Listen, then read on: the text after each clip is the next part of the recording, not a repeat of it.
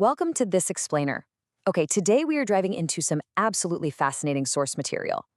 We're going to trace a thread that connects something as completely mundane as an everyday economic shortage directly to grand, sweeping geopolitical and spiritual prophecies.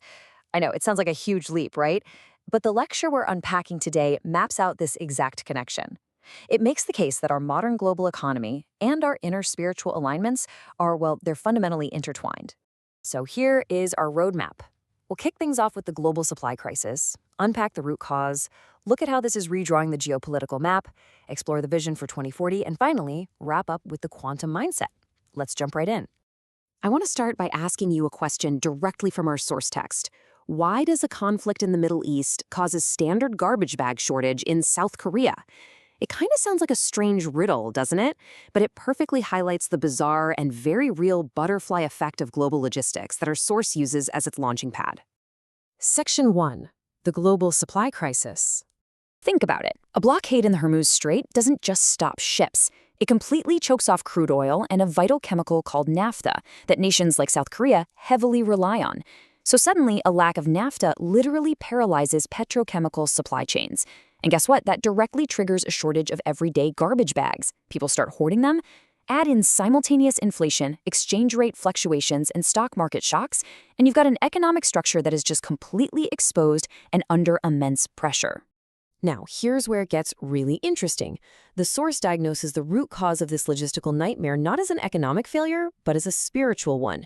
Specifically, it points to the abandonment of a concept called Hongik Ingan. This is a guiding philosophy which basically says that Koreans are meant to be intellectual leaders who broadly benefit all of humanity, rather than just, enriching themselves. Section 2. The root cause. The source uses this really powerful metaphor to explain this. The root must supply nutrients to the branches of the cosmic tree.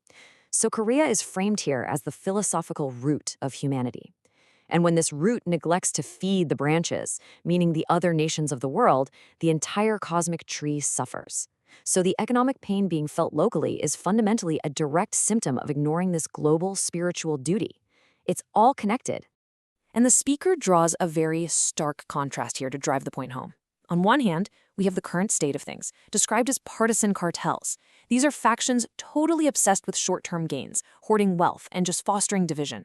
But opposed to that is the ideal state of Hongik Ingan, which focuses on benefiting mankind globally, guiding intellectual growth, and acting as a neutral, unifying force. According to the text, moving away from those self-serving cartels to this unifying ideal is literally the only way to resolve these massive global crises. Section 3. Redrawing the geopolitical map.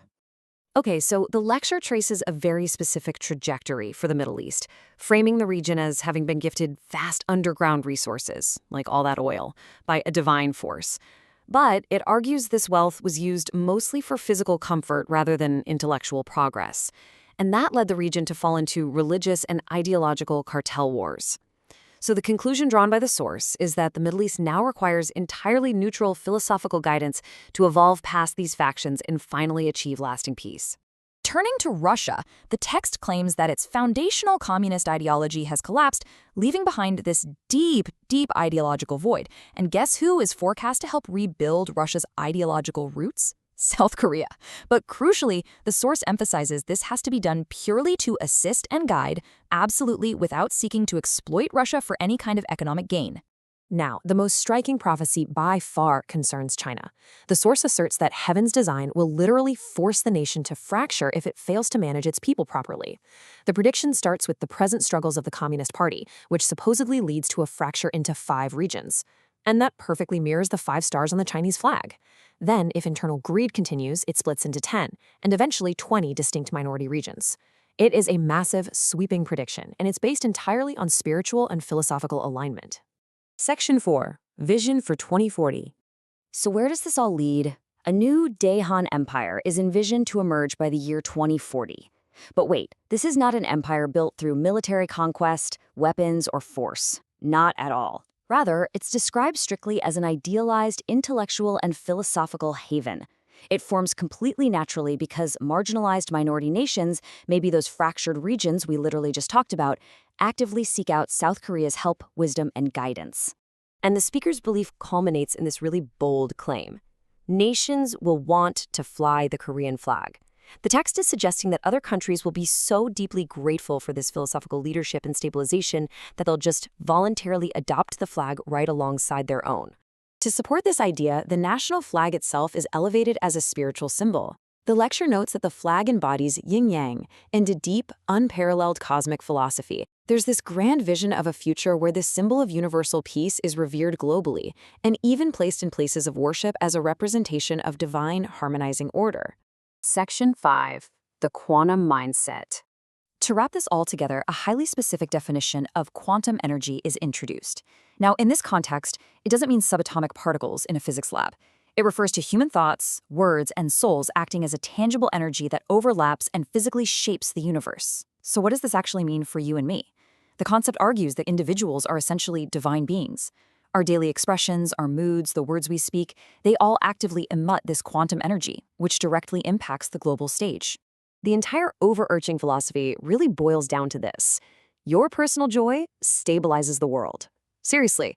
If people choose to live with joy, engage in intellectual growth, and actively avoid frustration and petty conflicts, their positive quantum energy will literally stabilize international conflicts. Remember the broken supply chains and the geopolitical fracturing we discussed earlier? Individual, everyday joy is presented as the ultimate antidote to all of it. This source material takes us on an absolutely wild ride, from the logistics of crude oil imports all the way to the literal energy of the human soul. So I want to leave you with this question to really chew on. If our everyday joy genuinely acts as a quantum energy shaping global stability, how will you choose to live your life today? Thanks so much for exploring this explainer with me, and keep seeking to understand the bigger picture.